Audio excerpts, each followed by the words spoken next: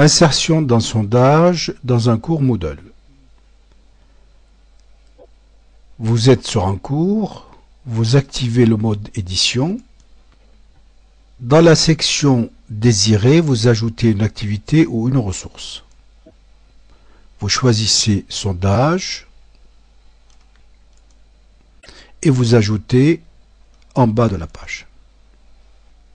Vous donnez le nom de votre sondage, une introduction que vous affichez. Vous limitez le nombre de réponses permises si vous le souhaitez, sinon vous laissez désactiver. Si vous voulez limiter activer, vous donnez le nombre de réponses ici dans la limite. Si vous voulez laisser ouvert, vous désactivez ici. Donc vous n'avez pas à remplir la limite là. Option numéro 1, ça veut dire que ce sont les propositions que vous faites. Variété de plats acceptable, correcte, insuffisante, très insuffisante, bonne variété, et vous pouvez continuer ainsi à donner des propositions. Vous allez limiter le sondage dans le temps. Vous donnez une date de départ jusqu'à, vous limitez, vous regardez l'heure et les minutes. Réglages divers. Afficher soit verticalement, soit horizontalement les questions, enfin les propositions qui sont ici. Vous allez soit ne pas publier les résultats aux étudiants, soit vous affichez le résultat une fois que l'élève ait répondu, et ou bien vous avez affiché les résultats aux étudiants qu'une fois fermé, ou bien toujours afficher les résultats aux étudiants. Ici, j'ai choisi l'anonymat, mais vous pouvez choisir à conserver avec les noms des élèves. Ensuite, ne pas permettre la modification de choix, oui ou non. Moi, j'ai choisi non. Et ensuite, afficher des colonnes sans réponse, non. Et ensuite, les modes de groupe. Soit vous avez des groupes, auquel cas vous les séparez et vous les rendez visibles afin que les groupes puissent interagir entre eux.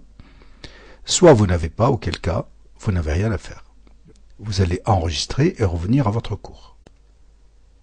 Une fois l'élève connecté dans son espace, il va voir le sondage, il va cliquer dessus, il va répondre ce qu'il souhaite ici, il enregistre son choix, et ainsi il va avoir les réponses parce que nous avons permis l'affichage des réponses.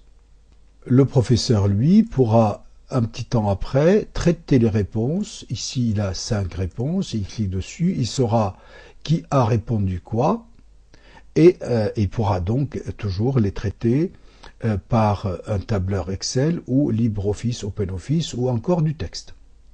Il pourra supprimer une réponse, une ou plusieurs réponses ainsi, et ne conserver que les résultats qui paraissent, voilà.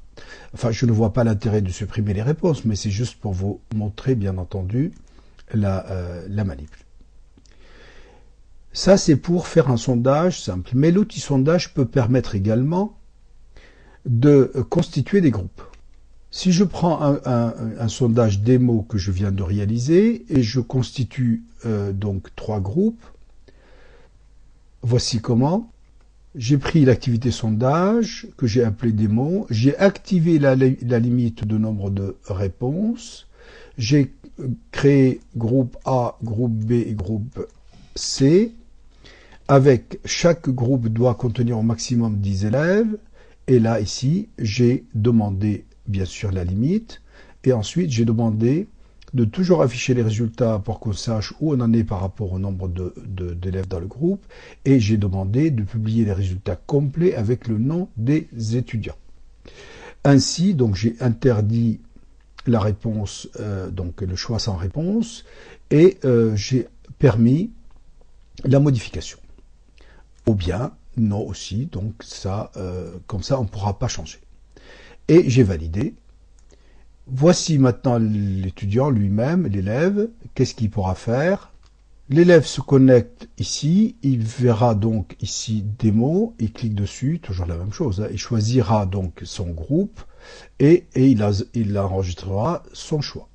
Ce qui fait que donc il ne pourra plus revenir en arrière et moi j'ai la constitution de mes groupes, notamment pour éventuellement pour une activité dans une classe.